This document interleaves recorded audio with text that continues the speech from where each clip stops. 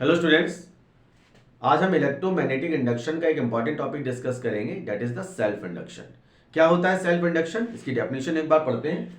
It is the process of producing the induced current and induced EMF by changing the current in a coil. जैसे ही किसी भी coil में आप current को change करते हैं तो करंट के चेंज होने की वजह से उस पर मैग्नेटिक फील्ड चेंज होती है, और मैग्नेटिक फील्ड चेंज होने की वजह से उस पर फ्लक्स में चेंज आता है, और फ्लक्स में अगर चेंज आ गया तो कॉइल में ईएमएफ और इंड्यूस्ड करंट प्रोड्यूस हो जाता है। आप देखें कि मैंने यहाँ पे एक सर्किट बना रखा है, रियोस्टेट लगा रखा है, जिसका काम होगा इस कॉइल में, इस सर्किट में करंट को चेंज या वेरिएशन देना।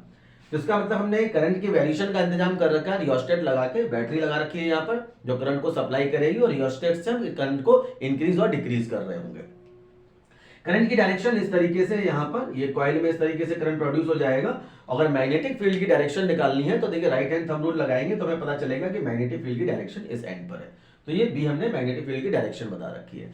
तो अगर हम करंट को चेंज करते हैं स्टूडेंट्स, या मान लीजिए सबसे पहले हम देखते हैं सिचुएशन, अगर करंट कांस्टेंट होता है यानी कि आई कांस्टेंट है स्टूडेंट, तो आई के कांस्टेंट होने की वजह से मैग्नेटिक फील्ड भी कांस्टेंट होगी। मैग्नेटिक फील्ड कांस्टेंट होने की वजह से उस पर अप्लाई होने वाला जो फ्लक्स है वो भी कांस्टेंट होगा, और आपको ईएमएफ प्रोड्यूस नहीं होगा।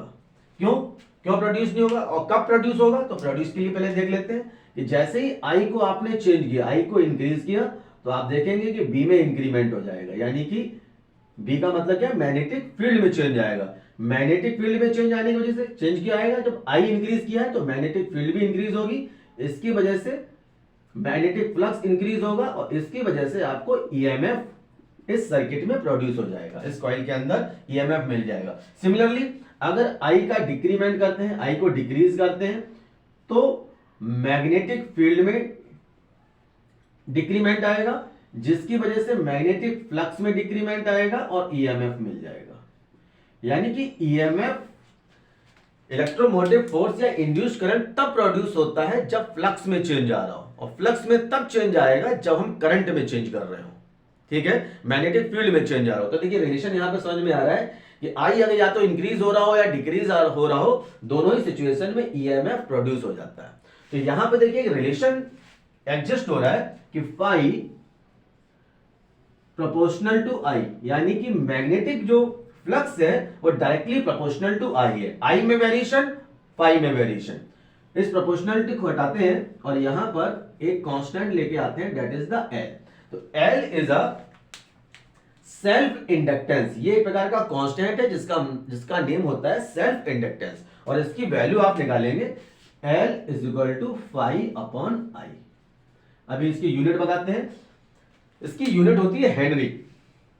क्या होती है? हेनरी। अब इसको प्रोड्यूस करके बताता हूं कि किस तरीके से इसकी यूनिट को, इसकी डायमेंशन को निकालते हैं। अब देखिए जैसे ही फ्लक्स आ गया स्टूडेंट, फ्लक्स में चेंज आया, तो फ्लक्स में चेंज आने की वजह से इस पे एक इंड्यूस्ड ईएमएफ प्रोड्यूस होगा, और किसी भी कॉइल में इंड्यूस्ड ईएमएफ जो प्रोड्यूस होता है उसकी वैल्यू होती है E is equal to minus D phi upon D T. अब फाई की वैल्यू को हम यहां पे इंट्रोड्यूस करेंगे और एक नया एक्सप्रेशन बनाएंगे,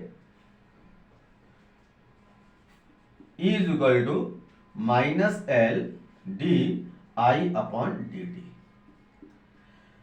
अगर यहां पे करंट की वैल्यू 1 एम्पियर मान ली जाए, इस पूरे एक्सप्रेशन में आप देखेंगे this is the current D I upon D T, current per unit time, यानी कि एक सेकंड में चेंज होने वाला जो करंट है वो D I upon D T यहां पे दे रखा है। अगर D I upon D T की वैल्यू हम यहां पे 1 मान लेते हैं, D I upon D T अगर 1 कंसीडर कर लेते हैं, तो आप देखेंगे कि E is equal to minus L मिलेगा। तो माइनस क्या है? ये लेंज लॉ के अकॉर्डिंग डायरेक्शन को शो करता है, इससे हम डायरेक्शन का पता कर रहे होते हैं करंट का। तो E proportional to the L, यानी कि इंड्यूस जो ईएमएफ है वो डायरेक्टली बराबर होता है इलेक्ट्रोमैग्नेटिक या सॉरी सेल्फ इंडक्शन के, सेल्फ इंडक्टेंस। इसका मैं नाम लिख देता हूं सेल्फ इंडक्टेंस। ठीक है स्टूडेंट्स। तो अब देखिए इसकी अगर हमें यूनिट निकालनी है, यहां पे हमने देखिए सेल्फ इंडक्टेंस का हमने पता कर लिया, एल की वैल्यू भी निकाल ली फाई अपॉन आई, और इसकी हमें यूनिट का पता करना है स्टूडेंट। तो देखिए एल की वैल्यू को हम यहां पे एलिमिनेट करेंगे, माइनस साइन को इग्नोर कर देंगे, माइनस का काम केवल लेंज लॉ के लिए है। तो अगर यहाँ पे हम L की वैल्यू निकालें तो L की वैल्यू आएगी students E upon D I upon D T.